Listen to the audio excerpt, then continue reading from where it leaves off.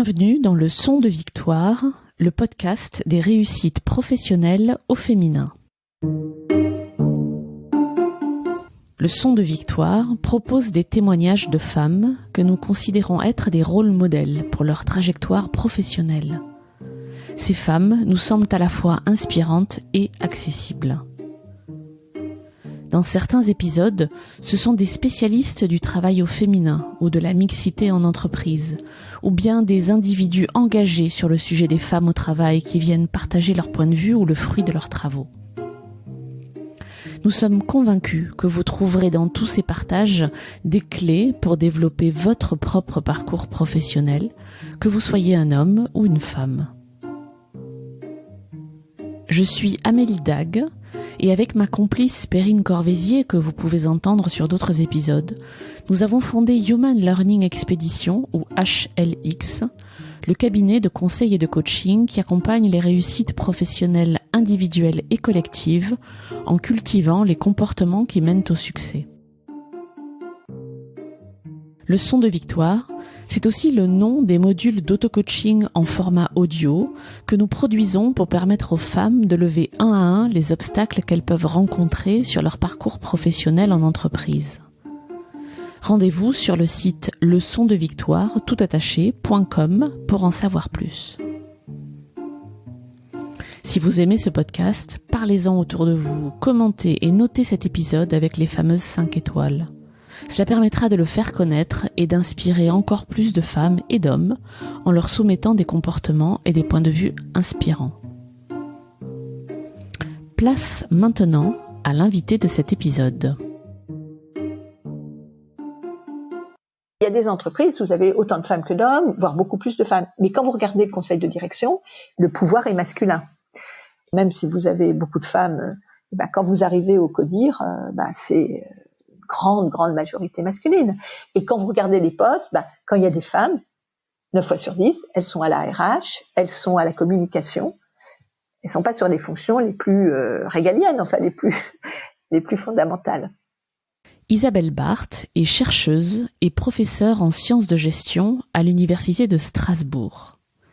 Elle est aussi manager et mère de 6 enfants. Oui, tout ça à la fois. Elle nous apporte ici son témoignage de femme au parcours professionnel multiple et inspirant, et aussi d'experte puisqu'elle a commencé à mener des recherches sur la place des femmes dans les organisations, quand elle-même a réalisé que pour les femmes, l'oxygène se raréfiait avec les sommets, comme elle le dit si joliment. En chercheuse, Isabelle s'appuie sur les études pour montrer que même si le sort des femmes dans les organisations s'améliore, en fait, non, ça ne bouge pas tant que ça. Mais ne vous attendez pas à des propos sombres et fatalistes. Isabelle est une optimiste née, qui, dans son cas personnel, a su très tôt renoncer à la surqualité pour ne pas s'imposer les barrières que trop de femmes mettent elles-mêmes sur leur chemin. Isabelle veut croire que la solution n'est pas dans le combat entre les femmes et les hommes, mais dans une redéfinition de ce qu'est la réussite et dans l'acceptation que cette réussite peut être plurielle, pour les hommes comme pour les femmes. Si vous voulez en savoir plus, après avoir écouté cet épisode, vous pouvez suivre Isabelle sur LinkedIn ou sur Xerfi Canal, ou bien lire l'un des ouvrages qu'elle a écrits ou coécrits, comme Manager dans la diversité, ou bien La manager et le philosophe. Je vous souhaite une belle rencontre avec Isabelle Barthes, avec laquelle j'ai commencé la conversation en lui demandant comment elle se présentait. Alors, ce que je dis beaucoup, c'est que je suis chercheuse. Je pense les années passant, je pense que c'est mon identité la plus forte.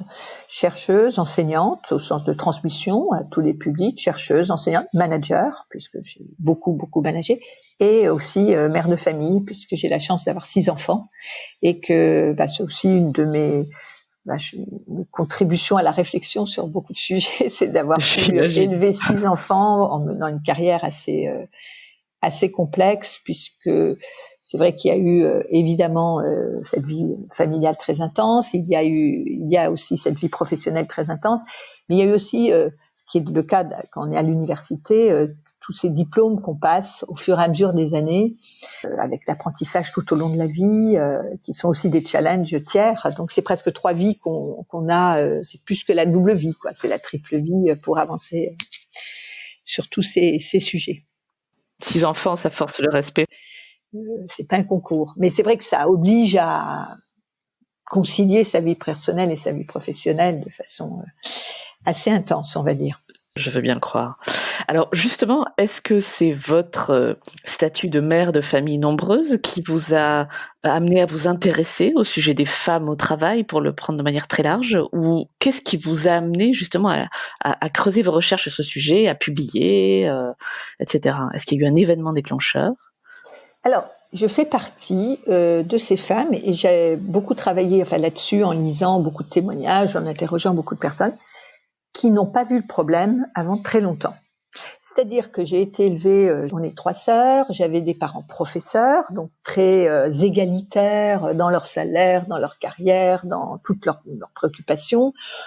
Donc j'ai grandi, j'ai fait des études dans une école de commerce, là aussi déjà assez égalitaire. Hein, les écoles de commerce, faut savoir qu'il y a un peu plus de filles que de garçons, mais depuis des dizaines d'années, c'est à peu près, maintenant des dizaines d'années, 50%, 50%.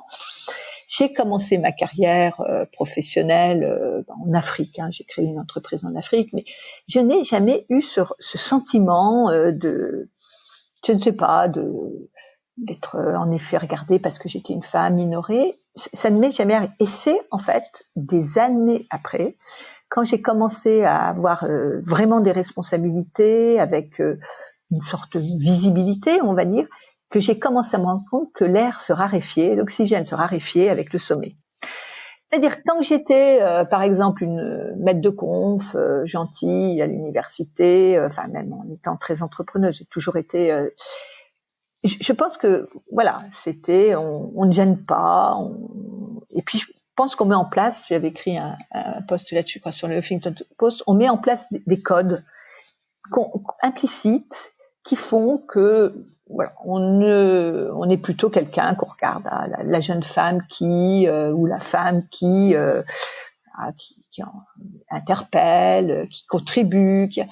Et alors le problème, c'est qu'on commence vraiment à avoir des places de pouvoir. Alors à certains niveaux, et là, comme beaucoup d'autres femmes que j'ai pu rencontrer ou d'où j'ai pu lire des témoignages, on se rend compte que là, on est dans une assemblée d'hommes très souvent, et que ça peut être très gênant, je dirais de façon explicite.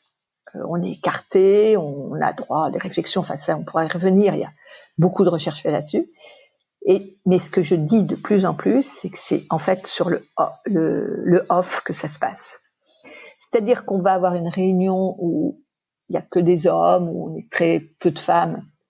Tout va bien se passer officiellement. Le on est très... Et puis après, c'est après que ça se passe, quoi. C'est les petits clans, les affinités de pensée, le café qu'on boit ensemble ou le verre qu'on boit ensemble. Et là, j'ai commencé à me dire, mais en effet, on est écarté de tous ces moments où ça se passe, où on se crée des complicités, où se crée des accointances. Alors, c'est souvent pas pervers, c'est pas pensé forcément, c'est pas, je le vis pas comme un complot, mais c'est comme ça. C'est presque naturel. Et les femmes, les années passant, je m'en rends compte, j'ai beaucoup travaillé aussi sur les étudiantes, ne sont pas vigilantes là-dessus, ou pas assez vigilantes là-dessus, n'en ont pas véritablement conscience, et avec la fameuse double vie familiale et professionnelle, qui reste, quoi qu'on en dise, du ressort des femmes, n'ont pas les moyens d'investir ces moments qui tissent de façon complètement fine et impalpable les zones de pouvoir.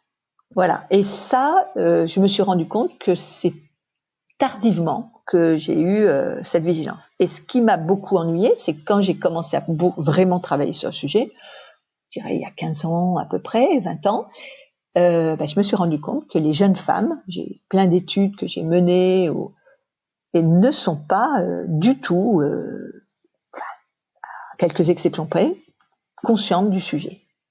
Où est le problème ? Où est le problème ?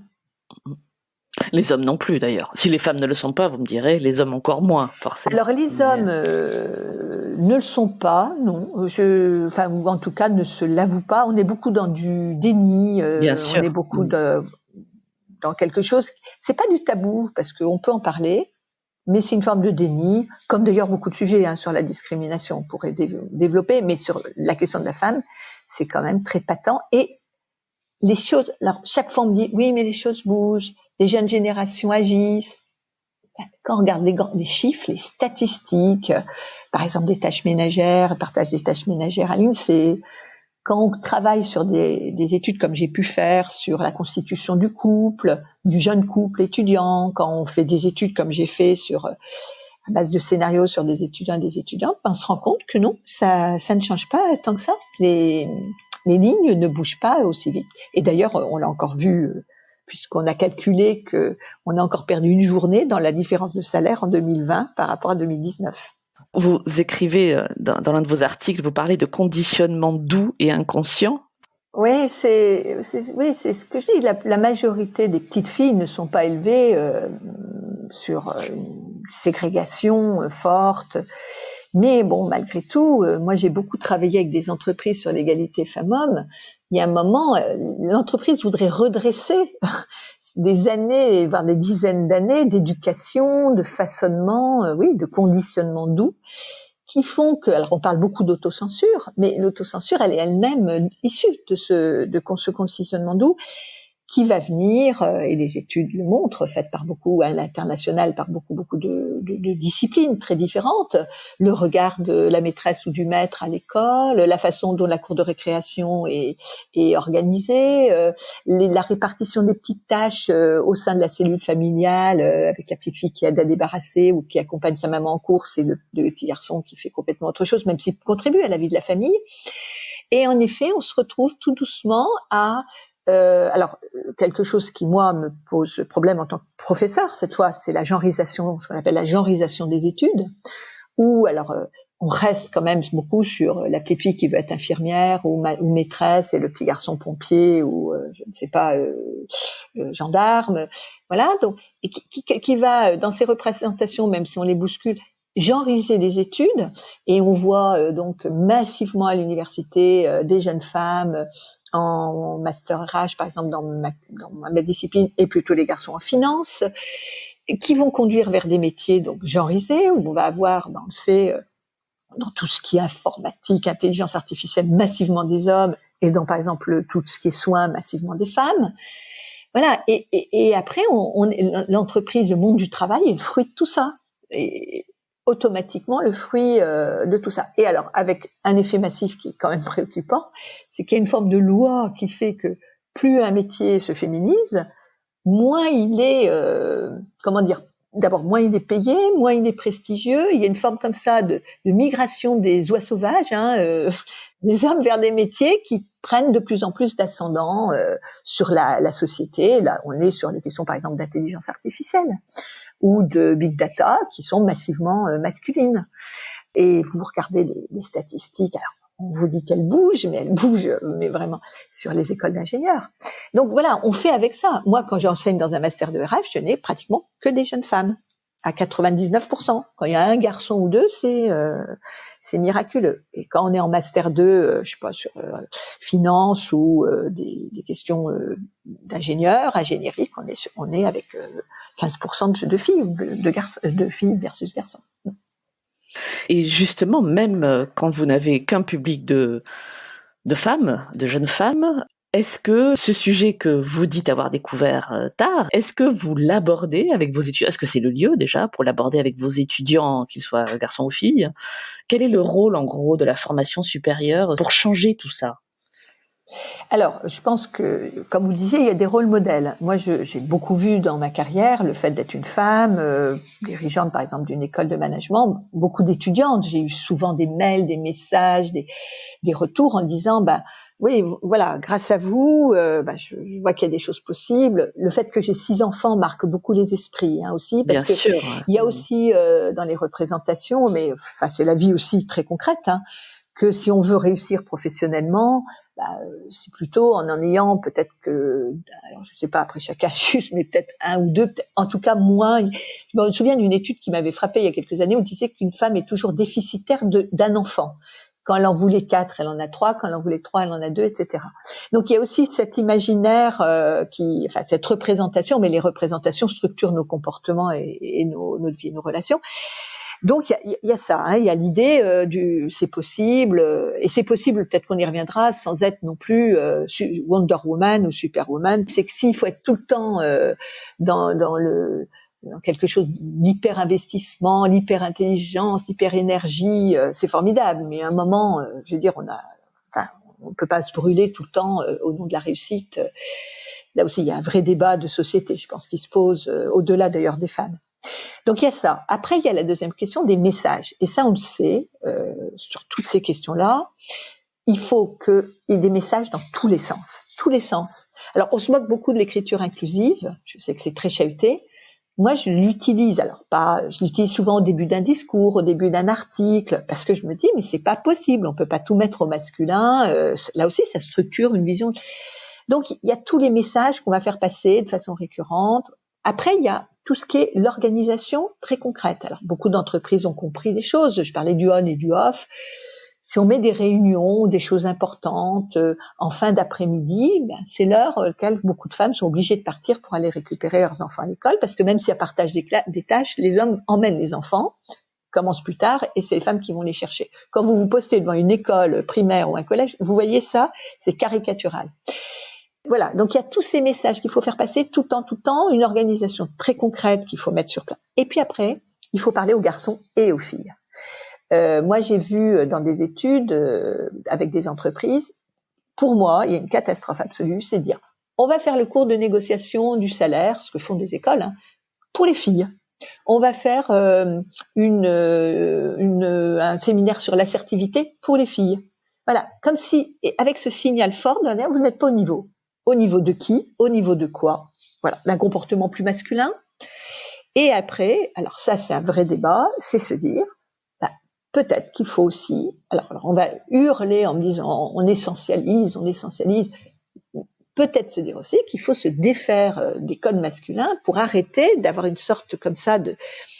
Peut-être que les femmes ont d'autres choses à apporter, moi je le crois quand même, dans leur vision du management, en l'occurrence, dans leur vision du rapport au travail, qui fait qu'elles ne sont pas obligées, ce qui est quand même le cas de beaucoup de femmes qui réussissent, d'hypercoder des codes masculins, qui sont basés sur le dynamisme, l'assertivité, une forme d'autorité, etc.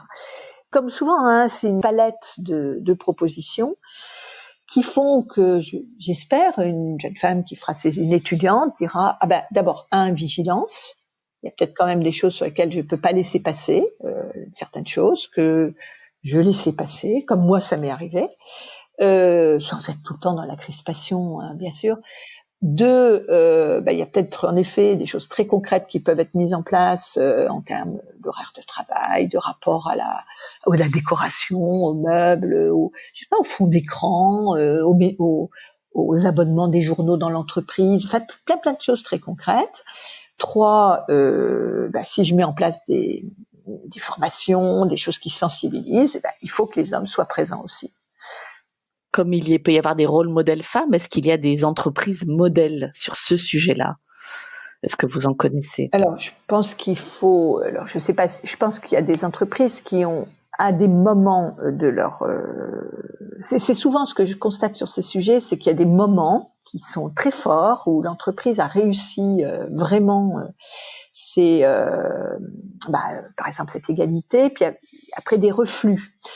Ça va dépendre beaucoup, je le répète, du dirigeant. Ça, ou la dirigeante, c'est ce qui va porter ce sujet de façon très importante. Je répète, dans tous ses discours, dans sa façon de faire, etc. Après, il y a de la constance, parce que en effet, trop souvent, on va avoir une action un peu magique, promouvoir une femme, promouvoir et puis ça va retomber comme avoir le label égalité qui n'existe plus, mais ce que j'avais à un moment travaillé, et après ça redisparaît. Donc beaucoup de constance. Et je répète, l'idée que ça se fait avec les hommes sur tous les sujets. Et donc il faut attaquer. Moi, ce que j'ai pu voir, c'est qu'on attaque de front absolument tout ce qui va pouvoir créer des obstacles.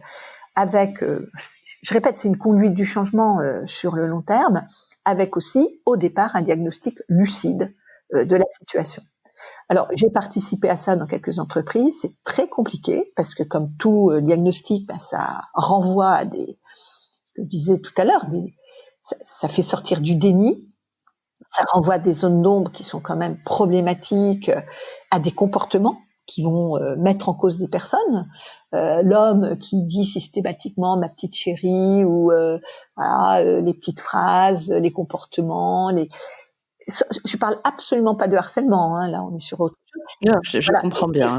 Et c'est vrai que mais tant qu'on n'a pas posé le diagnostic très lucide et partagé de la situation, c'est vrai qu'on a du mal après on va colmater un peu des brèches, mais on va pas s'attaquer de front au problème. C'est là-dessus qu'il faut travailler. Je pense qu'il n'y a pas une fois de plus, malheureusement, et ça c'est l'ingratitude de nos sujets en management, il n'y a pas de clé magique. Il y a des quick wins à des moments donnés. Bon, moi j'avais travaillé avec une entreprise qui n'arrivait pas à comprendre comment, malgré tous les efforts qu'elle avait, une entreprise très masculine dans son ADN, puisque c'était du transport en commun, elle n'arrivait pas à comprendre, malgré tout ce qu'elle avait pu faire sur l'égalité des femmes, que beaucoup de femmes partaient ou renonçaient. Et en fait, quand rentrait dans le sujet, ces femmes qui avaient des promotions se faisaient blackbouler, plaisanter, mises en cause au jour le jour, n'avaient pas les uniformes qui convenaient parce qu'ils n'avaient pas été pensés pour les femmes. Et quand on ajoutait tout ça, c'est un peu le principe de la goutte d'eau, qui fait qu'à un moment, elles renoncent, elles s'en vont, elles s'écartent malgré une volonté de la direction très forte sur la notion d'égalité ou de possibilité de promotion pour ces femmes. Alors, si on se projette à, je sais pas, quelques années, imaginons que dans 10 ans, le sujet dont on vient de parler là n'est plus un sujet. C'est-à-dire que il n'y a plus de problème, c'est résolu. Il n'y a plus de discrimination, il n'y a plus de minorisation de cette majorité que sont les femmes. À quoi ça ressemblerait, en fait, le monde du travail ? Alors, je pense que on aurait, alors sans rentrer dans des choses qui sont des fois très impactantes, mais c'est vrai qu'il y a eu beaucoup de petits articles qui ont été faits, alors sur, par exemple, les pays qui ont bien réussi à lutter contre la Covid et ceux moins. Et on montre que les femmes, c'est des pays qui ont été dirigés, ceux qui ont mieux réussi. En tout cas, c'est des femmes qui les dirigent.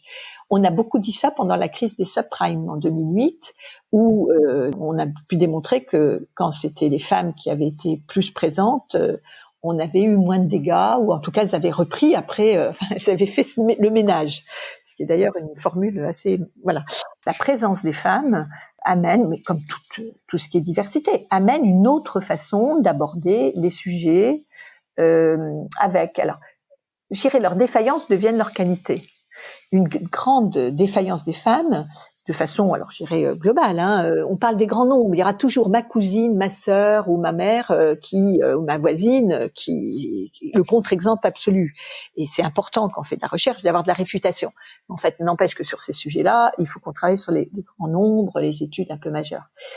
Un des grands problèmes, des grandes failles des femmes, c'est leur rapport à la légitimité. Elles se sentent pas légitimes, donc ça les conduit à vouloir avoir ce qu'on appelle le syndrome de la bonne élève, c'est-à-dire montrer qu'elles sont extrêmement compétentes avant de prétendre à être au pouvoir. Et c'est vrai que je cite très souvent cette phrase de Françoise Giroud, mais qui est vraiment, mais pour moi, la clé, c'est tant qu'on ne mettra pas à des postes de pouvoir des femmes incompétentes, enfin, en gros c'est ça, il y aura pas de vraie égalité. Et c'est vrai que je l'ai montré moi-même et ça a été extrêmement documenté. Les hommes se posent beaucoup moins de questions sur leur légitimité. Alors pour des jeunes, des moins jeunes, et ça c'est très, ben voilà, je prends la promotion, je prends le poste, et après je réfléchis. Les femmes vont avoir cette question de est-ce que je le mérite, est-ce que je vais le faire correctement, est-ce que je vais être présente à toutes les réunions, voilà.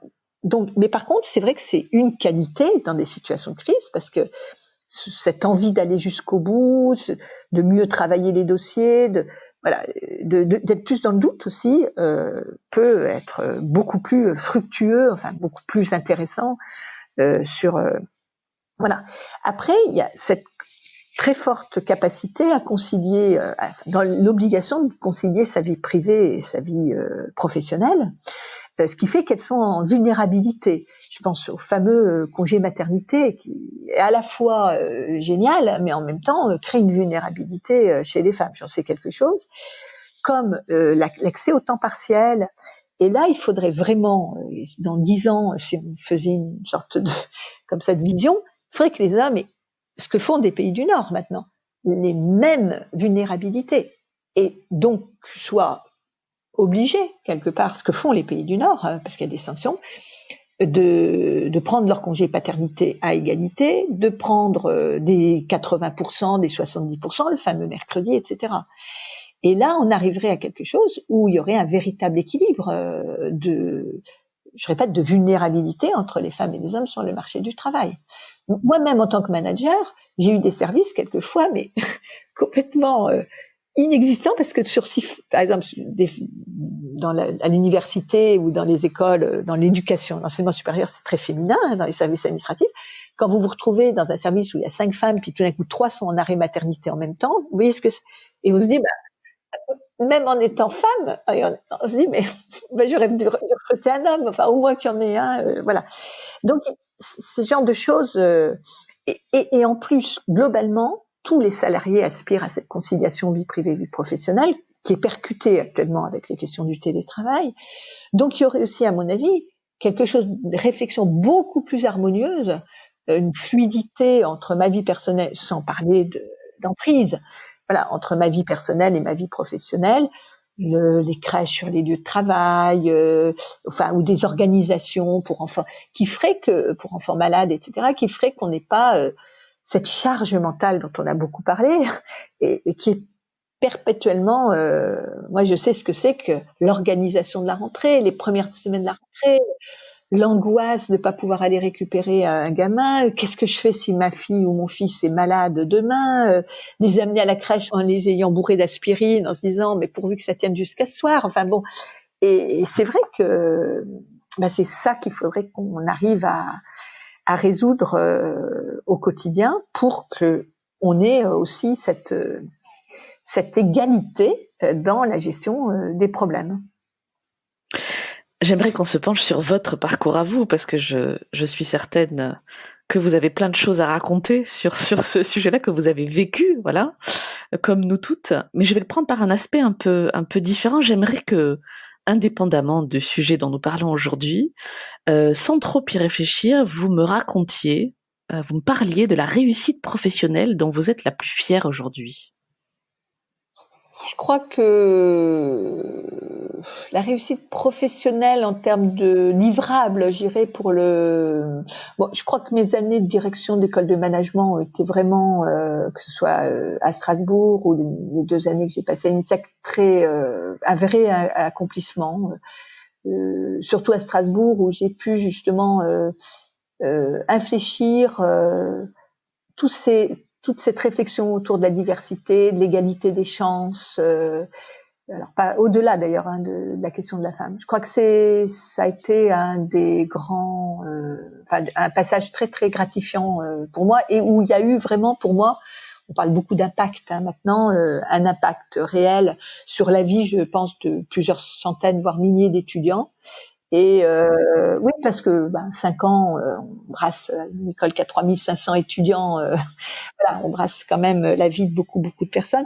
Et je pense avoir retravaillé ça à l'INSEC avec une rénovation des programmes, une vision différente des choses. Je crois que c'est voilà des réussites. Après, une réussite qui touche moins de personnes, c'est aussi quand on arrive au bout d'une soutenance de doctorat, où on a accompagné pendant 4 ans, 5 ans un jeune ou un moins jeune chercheur, et qu'on arrive après ce compagnonnage très spécial, qui mêle beaucoup de choses, on arrive à faire la soutenance de thèse au titre de docteur, et qu'on voit comme ça quelqu'un arriver au bout d'un chemin extrêmement ardu, extrêmement complexe. Ça aussi, c'est quelque chose dont je suis très fière, en fait. Et puis, je crois que depuis quelques années, alors c'est plus parcellaire, mais cette capacité, tous ces retours que j'ai sur la transmission que je fais de façon très simple de beaucoup de sujets, là aussi, j'aime beaucoup ce qu'on me renvoie, c'est-à-dire l'interpellation, voilà, vous m'avez aidé à comprendre un sujet, vous m'avez donné une idée, et ça, je trouve que c'est aussi extrêmement gratifiant.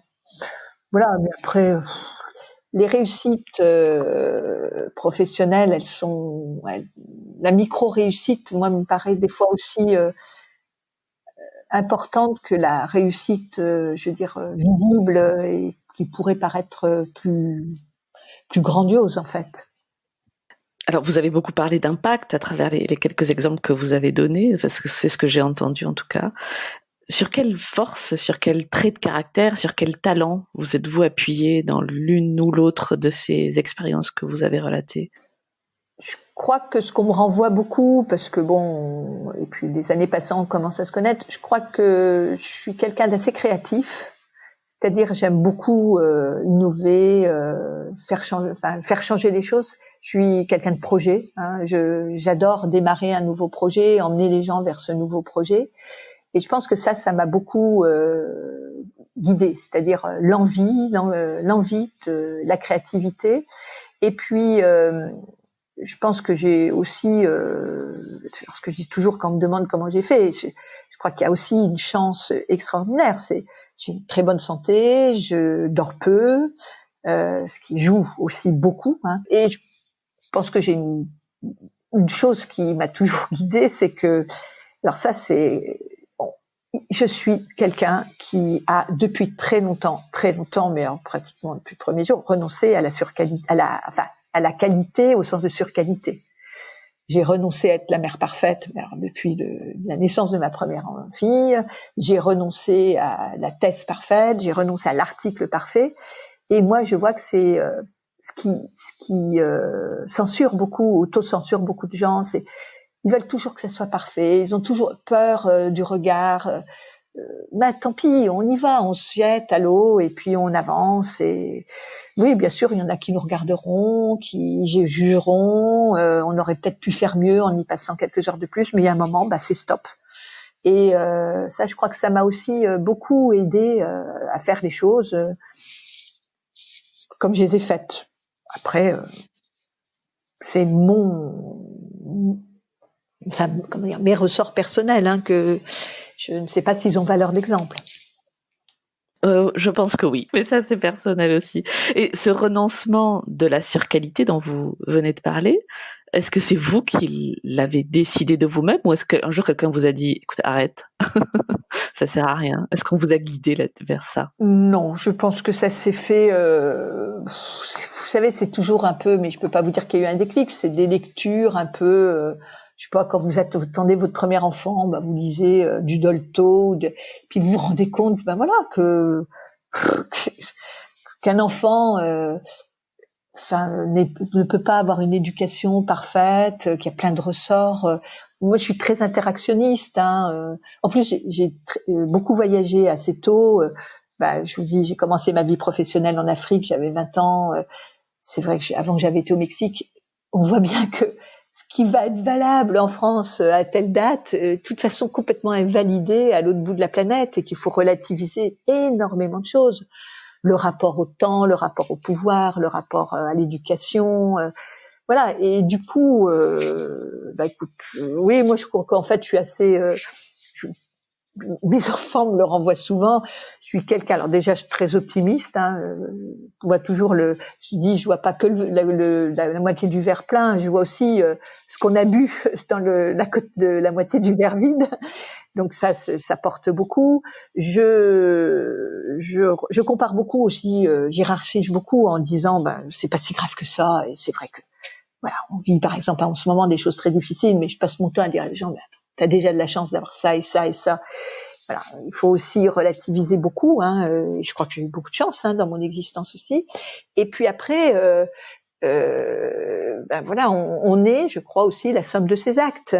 C'est-à-dire que moi, je suis très très sartrienne. Cette phrase me guide beaucoup. Je ne te demande pas ce qu'on t'a fait, je te demande ce que tu as fait de ce qu'on t'a fait. Voilà, on t'a pourri un truc, on t'a pas aidé, voilà, qu'est-ce que t'en fais, comment tu rebondis, comment tu avances. Et c'est pas si grave que ça. Voilà, c'est une phrase qui m'habiterait. Je ne la dis pas tous les jours, mais c'est un moment où s'il y a un peu de mou, c'est pas si grave que ça, quoi. Franchement, voilà. Un problème d'argent, un problème de douleur, un problème d'organisation, un problème de raté. Voilà, on regarde ailleurs, on avance. Et je pense que c'est une façon aussi de pas se mettre de barrières. Je crois que c'est ça aussi, de pas se créer ses propres barrières. Vous en parliez au début de notre entretien, vous avez vous-même rencontré, alors peut-être que le terme est un peu fort, des difficultés dans votre vie professionnelle dues au fait que vous êtes une femme. En tout cas, vous avez connu des étonnements, voilà, des choses qui vous ont surprise. Comment avez-vous surmonté ça, si c'est le bon terme? Comment êtes-vous allé au-delà de ça? Alors, j'ai connu des difficultés, mais je vous dis, peut-être que j'ai commencé à les comprendre assez tardivement c'est vrai que quand vous faites un entretien pour une direction d'école avec un comité majoritairement masculin et qu'on vous demande si votre mari, en gros, va déménager parce que vous n'habitez pas la ville, vous allez vous installer. Voilà, c'est juste stupéfiant. Enfin, on se dit, mais voilà, où je suis, alors qu'on sait pertinemment que la question n'a pas du tout été posée à un homme parce que c'est une évidence absolue que sa femme va le suivre. Voilà, c'est des petits cailloux comme ça noirs qui se posent où on se dit oui, c'est peut-être pas la meilleure façon d'aborder les choses. C'est des réflexions dans des conférences et je sais pas si moi j'ai un petit peu tendance à me dire qu'il y a un moment on doit affronter certains sujets, puis à d'autres moments il faut qu'on regarde ailleurs parce que autrement c'est ce que je vous disais, je vais peut-être plutôt être quelqu'un qui va se déplacer et aller chercher mon oxygène ailleurs plutôt que chercher à combattre la personne, le comportement, voilà. Et je sais pas j'ai véritablement, je crois que mes études, mes écrits, mes articles, mon coaching auprès de jeunes femmes, voilà, c'est peut-être plus comme ça que j'ai réussi à transformer des situations, voilà, une situation que j'ai vécue, je vais en faire un post, je vais en faire un écrit, je vais en faire un bout d'article ou un bout de, je sais pas, de conférence. Et ça va être une façon aussi de renvoyer la balle, comme disent certaines, mettre la honte à certaines personnes, même si elles sont pas présentes directement. Voilà, ça va être un peu comme ça. Peut-être que vous avez lu La comédie de la vie au travail. Voilà, c'est pétri d'expérience. Elle ne porte pas forcément sur des problèmes d'égalité, mais voilà, c'est aussi renvoyer à des gens que j'ai croisés, peut-être ceux qui sont en tout cas des portraits négatifs, un peu des choses que j'ai vues chez eux et que j'ai aimé caricaturer, enfin prendre du recul. Je crois beaucoup aussi à la distanciation, à l'humour. Je pense qu'on peut aussi des fois prendre la distance et rire de certaines situations plutôt que d'en pleurer et de se battre en disant bon. Et je vous dis, on passe à autre chose. Mmh. Vous parliez de la part des femmes dans les fonctions administratives dans l'enseignement supérieur qui était très forte. Qu'en est-il de votre métier à vous, un métier de professeur et de chercheur? Est-ce que c'est très féminisé ou pas du tout? Alors, c'est un grand classique de plein de métiers. C'est très féminisé, je dirais. Alors d'abord, ça dépend des disciplines. Il y a des disciplines beaucoup plus féminines que d'autres. Hein. La littérature, enfin, il faudrait retrouver les chiffres, mais la gestion d'ailleurs est assez féminine. Puis après, il y a la pyramide, c'est-à-dire que on va avoir, par exemple, en gestion, je crois que c'est autant, voire plus de femmes maîtres de conférences. Mais après, quand on passe à professeur agrégé des universités, là, même si ça évolue, les chiffres évoluent, on est quand même là sur une majorité masculine. Donc c'est ça qui va être, si vous voulez, il y a des entreprises où vous avez autant de femmes que d'hommes, voire beaucoup plus de femmes. Mais quand vous regardez le conseil de direction, et là c'est le cas des instances de dirigeance de l'université, elles sont très très masculines. Présidents d'université, les directeurs de labo, voilà, c'est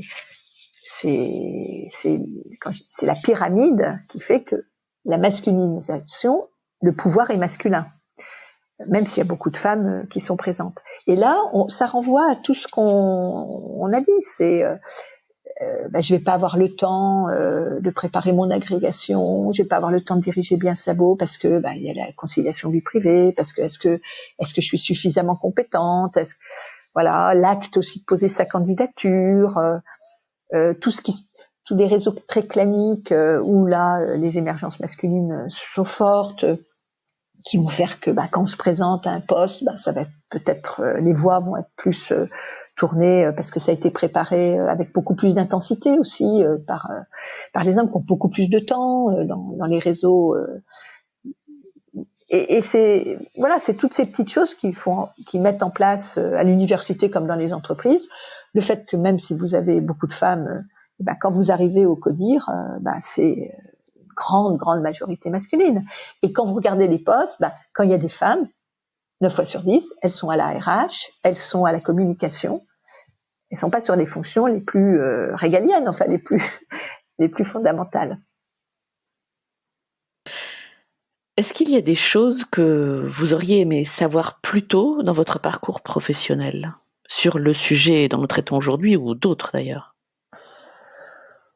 Je crois que peut-être.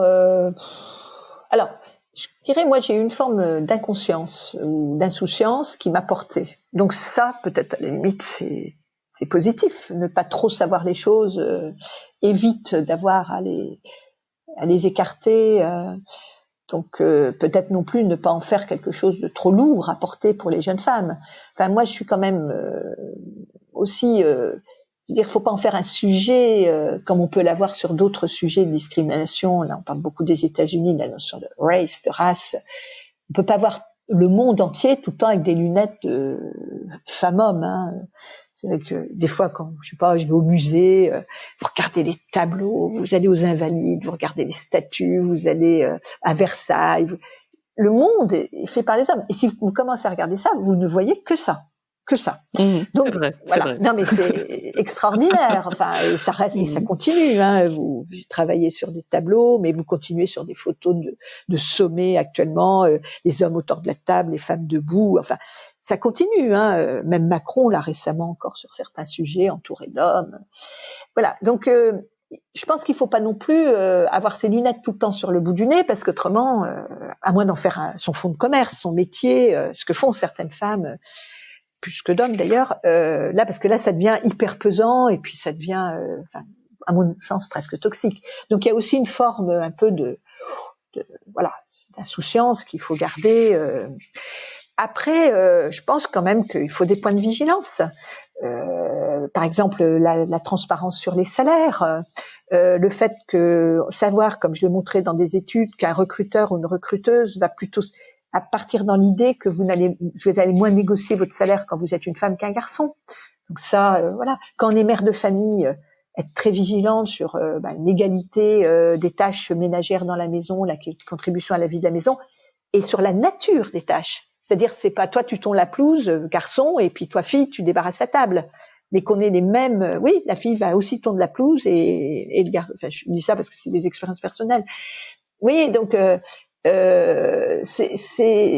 c'est ça, je pense que peut-être, il faut ces points de vigilance qu'il faut avoir, mais sans s'encombrer tout le temps de sujets qui, après, oui, je répète, sont trop lourds à porter parce que, voilà, moi je suis, enfin, je pense aussi qu'il faut faire attention à peut-être ces crispations qui sont en train de se mettre en place. Alors franchement, MeToo, c'est un mouvement extrêmement important. La parole qui se dénoue, très très très très important, et que les choses se disent. Je parlais de diagnostic, c'est très important. Mais après, ça c'est mon côté chercheuse. Il faut pas que ça soit que de l'opinion, que le tribunal public, voilà, il faut remettre les choses après en contexte, il faut objectiver les données, pour se rendre compte qu'il y a des choses très graves qui se passent, et puis qu'il y a des choses peut-être qui sont mises en avant par des personnes qui portent le drame ou le scandale, et qu'il faut savoir aussi les rétablir. Après, moi, j'ai beaucoup travaillé sur ces sujets de façon internationale. La France est quand même pas le pays non plus où c'est plus, même s'il y a quand même bizarrement des choses qui traînent où c'est le plus grave. Il faut aussi penser, voilà, d'un point de vue international, interculturel, on a quand même une chance folle en France de naître en France. Je sais pas, en 2020, une petite fille a quand même un potentiel égalité extraordinaire qu'elle connaîtra pas dans d'autres pays, ça, très clairement. Alors, c'est pas une raison de pas faire, ça serait ridicule de ma part de dire ça, mais on est quand même donc oui, des points de vigilance en tant que mère, en tant que manageuse, en tant que collègue, sans en faire non plus un poids tous les jours sur les épaules. Et justement, j'imagine que dans votre rôle et avec votre engagement, beaucoup de jeunes femmes, de jeunes étudiantes viennent vous voir pour des conseils, sans doute, de carrière, de vie professionnelle, d'engagement professionnel. Qu'est-ce que vous leur dites aujourd'hui ? Mais je leur dis un peu comme aux garçons, je leur dis, qu'est-ce que c'est que la réussite professionnelle ? Là, moi, j'ai un enseignement où je travaille sur les encres de carrière. Quelle est mon encre de carrière ? Est-ce que, voilà, tout le monde n'a pas envie du pouvoir, tout le monde n'a pas envie de la réussite. Voilà, c'est pour ça que j'ai aussi écrit ce petit article sur la tranquillité. J'ai peut-être envie d'avoir une vie pépère, voilà, et il y a beaucoup d'hommes aussi. D'ailleurs, bien sûr, j'ai écrit et j'ai montré dans mes études qu'il y a beaucoup d'hommes qui sont en souffrance parce qu'on attend beaucoup trop d'eux, aussi de façon implicite, du courage, de la réussite, ramener le salaire au foyer, ça continue à exister dans les représentations, et c'est pas toujours facile d'être un garçon ou d'être un homme. Voilà, ce rapport à la vision de la virilité, elle est pas simple non plus. Et donc en fait, voilà, déjà, qu'est-ce que toi t'as envie, voilà, qu'est-ce qui fait que t'as envie, qu'est-ce qui te guide dans la vie, et c'est pas forcément monter dans les échelles des promotions et de la hiérarchie. Donc ça, c'est la première chose, et ça, je le dis aux garçons et aux filles. Réfléchissez à qui vous êtes, quelles sont vos valeurs, comment vous avez envie d'évoluer. Ensuite, ce que je dirais plus à une jeune femme, c'est ne te fais pas je dirais aux deux, je dis souvent, ne te fais pas un plan de carrière, parce que de toute façon, la vie va te chercher de déconstruire les choses. Donc, c'est aussi saisir les opportunités. Moi, je crois beaucoup à la notion de kairos, le temps de l'opportunité. Donc, savoir saisir des opportunités, voilà, et qui vont peut-être pas être celles qu'on avait planifiées au bon moment, mais voilà, il y a un moment, un déménagement, une proposition. La troisième chose que je dis, c'est, alors ça, par contre, il faut pas attendre pour avoir des enfants.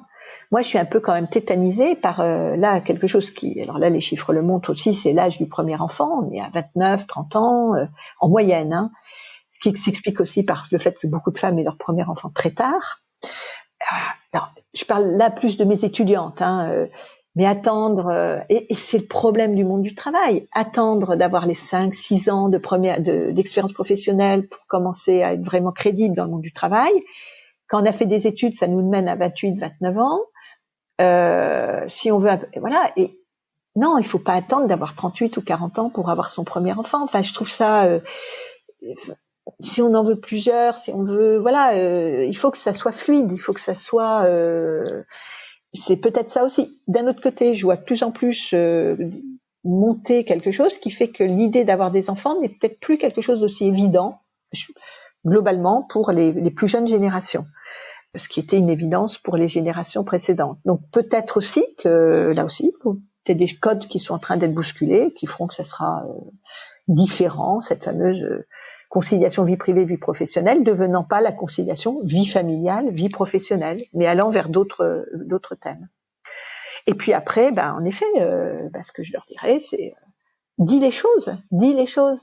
C'est vrai que je pense que beaucoup de femmes, comment dire, et je pense que je fais partie aussi de ça par moment, ne vont pas faire remarquer des choses ou ne vont pas pointer une petite phrase, un comportement, alors que sur le moment, peut-être que ça aiderait aussi l'homme à comprendre qu'il a gaffé, qu'il n'a pas fait des choses.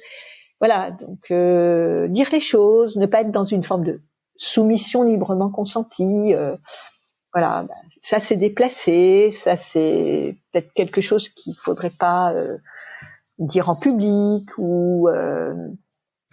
Moi, je me rappelle il y a quelques années, enfin, un exemple qui me revient comme ça, d'une conférence où un monsieur qui dirigeait une grosse société de parking avait, devant une assemblée très nombreuse, on était sur une table ronde avec beaucoup de gens, avait fait une petite blague du style il est loin le temps des parkings où les jeunes femmes avaient peur de perdre leur virginité et les plus âgées leur sac à main. Oh mon Dieu. Mais éclat de rire dans la salle. Et là, je lui avais dit, mais vous savez que ce genre de phrase, vous seriez aux États-Unis, vous prendriez vous seriez stigmatisé, voire vous pourriez être redevable juridiquement. Voilà. Alors j'avais pris les États-Unis parce que voilà, mais c'était une façon de décentrer un peu. Mais et il y a pas si longtemps que ça. Hein, je vous parle pas on était il y a 7-8 ans. Et voilà, reprendre la personne qui se permet de dire ça. Alors que tout le monde rit et que on va se dire et je pense que voilà pas l'autre jour j'étais au Louvre avec deux de mes fils à leur montrer qu'en effet en discutant avec eux et si ça avait été une jeune femme j'aurais dit voilà vous vous rendez compte que il y a que des hommes qui sont dans les tableaux quand on représente le leadership, la réussite, le pouvoir, c'est que des tableaux d'hommes. Et voilà, et je crois qu'on peut remettre des choses un petit peu en place, tout doucement, retisser. Alors quand je dis tout doucement, il ne faut pas que ça soit trop lent non plus. Donc là aussi, j'ai trouvé très intéressant ce qui se passait sur le congé paternité, mais il faudrait être beaucoup plus violent. Il faudrait être beaucoup plus. Ce que font certains pays, c'est voilà, partage égal. La transparence des salaires. Donc l'indice égalité là est assez intéressant, mais il faudrait aussi que ça soit encore plus transparent que ça n'est. Le name and shame est quand même quelque chose d'intéressant. Et oui, je me rappelle avoir assisté à une séance très très très pénible où une entreprise avait eu le courage de faire un diagnostic sur le comportement global des hommes dans l'entreprise. C'était une entreprise très mature en termes de ressources humaines, où les hommes avaient très très mal pris les choses. Et c'est vrai que je vous parlais des petites phrases, des comportements, des petites façons de des petits gestes. Si on arrive à reprendre régulièrement, il peut y avoir aussi un orthofonctionnement qui va se mettre en place, sans être traité de féministe, qui semble être encore un terme. On ne sait plus trop comment nommer les choses, c'est vrai. On a l'impression que tout a été dit, en fait, parfois. Ah, mais pour travailler depuis longtemps sur le sujet, oui, vous avez raison. Et on a l'impression que tout a été mal pris aussi. Je caricature, mais on ne sait plus trop par quel bout prendre le sujet sans froisser machin au bidule, y compris des femmes d'ailleurs. Et sans abandonner des choses qu'on a envie de garder. Moi, c'est pour ça que je parle l'essentialisation. Me pose problème parce que c'est vrai qu'être une femme, c'est aussi avoir envie et la chance de s'habiller comme on veut. Là, moi, le nombre de collègues qui m'ont dit souvent, t'as de la chance, tu peux t'habiller comme tu veux, alors que les hommes sont souvent réduits au costume cravate. La chance, je sais pas, de se maquiller, de faire des choses qui sont aussi des choses qu'on a envie de garder. Enfin, pas toutes les femmes peut-être, qu'il y en a qui vont m'entendre en hurlant, mais cette chance extraordinaire de faire des enfants. Et c'est vrai que là aussi, il faut qu'on accepte qu'il y a des choses qui sont quand même différentes. Du fait d'être une femme. Donc, en effet, la marge est étroite entre être une femme au sens de féminin et puis cette revendication d'égalité. Et peut-être qu'en effet, ce que j'ai essayé de faire quelquefois ou mis en avant, c'est-à-dire que dire aussi qu'être un homme, c'est pas facile. Je l'avais écrit là aussi dans une tribune au moment de la fête des pères, je crois. C'est pas facile d'être un homme, d'assurer. On est aussi, peut-être que c'est aussi un angle qu'on peut prendre, voilà. Et puis alors après, je pense qu'on peut aussi travailler sur cette quand même. Alors on a beaucoup parlé, c'est ma compétence, du monde du travail. Aussi travailler globalement, et la crise de la Covid nous y incite sur ce rapport à la réussite professionnelle, ce rapport au pouvoir, la hiérarchie des grandes valeurs dans la vie. Et on voit ce qui se passe là avec la fin du Trumpisme, la fin de Trump. Et peut-être que là aussi, il y a des choses qui vont se mettre en place, qui vont faire que des hommes vont peut-être moins vouloir toutes les places, moins vouloir être... Parce que c'est ça aussi souvent, quand vous mettez des femmes à la place des hommes, les hommes ont l'impression qu'on leur pique leur place. Ça, je l'ai beaucoup vu. Donc si d'eux-mêmes ils y renoncent en disant après tout, moi j'ai envie d'être zen dans ma vie, j'ai pas envie encore de cumuler telle place, comme on le voit, comment on peut faire bien son travail en étant chef de service des urgences actuellement dans un grand hôpital parisien et maire d'une ville. Enfin, il y a eu cas, je m'étais émue de ça récemment, mais voilà, l'effet cumulard, je peux tout faire, avec cet effet d'hubris que j'ai beaucoup mis en avant, l'ivresse du pouvoir, omnipotent, omniprésent. Le monde est à mes pieds, Trump en étant l'exemple le plus caricatural. Voilà, et peut-être que ce qui est en train de se mettre en place, où on réfléchit différemment, la vie, la santé, même si ça reste encore des concepts, les gens en première ligne, la conciliation vie privée, peut-être que c'est une brèche qui s'ouvre pour que les hommes renoncent à certaines choses et donc laissent plus de place aux femmes, mais je dirais naturellement, sans que ça soit un combat. Et moi, ça serait mon envie, c'est que ça soit pas un affrontement, un combat, ce qui donne un peu ce sentiment, on gagne des places un peu au sens guerrier, et plutôt que là dire non, vous ouvrez les portes, on vous ouvre les, parce que nous aussi on est fatigués du pouvoir, quoi. C'est un peu ça. Et tant mieux s'il y a des femmes qui nous montrent un chemin extraordinaire, ça il faut pas le nier. Mais peut-être qu'il faut aussi montrer que c'est pas au détriment de plein de choses. Et ce que je dis, ce qu'on constate quand on travaille là-dessus, les hypercodes masculins. C'est-à-dire que elles vont hypercoder l'assertivité, la réussite, le dynamisme, renoncer à beaucoup de choses, même si elles l'avouent pas, parce que après il y a les mises en récit de tout. Et c'est peut-être vers ça que moi j'aimerais qu'on aille. C'est les hommes qui se disent après tout, ce que font certains hommes, il y a des voix pour ça. Mais moi, quand même, quand j'ai enquêté, j'ai fait des études sur les hommes qui prenaient des temps partiels. Ils sont mal vus. Moi, j'en ai encore un là récemment qui me disait en 2020, les réunions des mamans, l'heure des mamans, et ça continue à exister, quoi. Ils sont mis. Donc c'est ça qu'il faudrait aussi qu'on arrive à détricoter du côté masculin, plus que d'être dans une sorte de combat permanent qui fige un peu les rôles, qui fige les rôles. Ouais. Et qui fatigue aussi, qui demande beaucoup d'énergie. Moi, je crois beaucoup on a une énergie qu'on place dans la vie de tous les jours, la vie quotidienne, la gestion courante de tout, ce qui est normal. on a une énergie qu'on place dans ce que je vais appeler de la création de potentiel, de nouveaux projets, mais qui peuvent être des micro-projets. Je me mets au saxophone, je prends du temps, alors peut-être pas une terrasse actuellement, mais sur un banc à regarder. Voilà. Et puis on a toute cette énergie qu'on va mettre à réguler tout ce qui ne devrait pas être des dysfonctionnements. Voilà. Et là, moi, j'aimerais que dans cette question d'égalité femmes-hommes, on passe plus de temps à aller de l'avant plutôt qu'à passer son temps à régler des comptes. Voilà, ça serait comme ça que je terminerais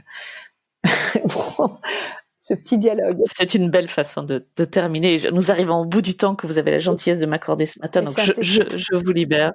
Un immense merci Isabelle, c'était d'une très très grande richesse et je suis ravie d'avoir récolté votre témoignage. Cet échange et continuez bien dans vos projets. J'espère que vous avez apprécié cet épisode autant que nous avons aimé le préparer pour vous. Abonnez-vous au podcast Le Son de Victoire sur votre plateforme d'écoute préférée. Vous serez ainsi notifié des nouveaux épisodes. Et retrouvez Le Son de Victoire sur le compte Instagram du même nom. Le Son de Victoire est proposé par Human Learning Expedition, ou HLX, qui a également produit Talents Précieux, le podcast de la réussitologie. Pour en savoir plus sur HLX, connectez-vous sur humanlx.com, HUMANLX,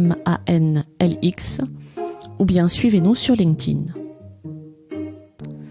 Pour découvrir notre offre de modules d'auto-coaching en format audio qui permettent aux femmes de dépasser un à un les obstacles qu'elles rencontrent sur leur trajectoire en entreprise, rendez-vous sur lesondevictoire.com. Enfin, si vous aimez ce podcast, le meilleur moyen de le soutenir est de laisser un avis 5 étoiles et un commentaire sur Apple Podcast et bien sûr d'en parler autour de vous. Cela permettra à d'autres de le découvrir également. Je compte sur vous. Merci pour votre écoute et à très bientôt.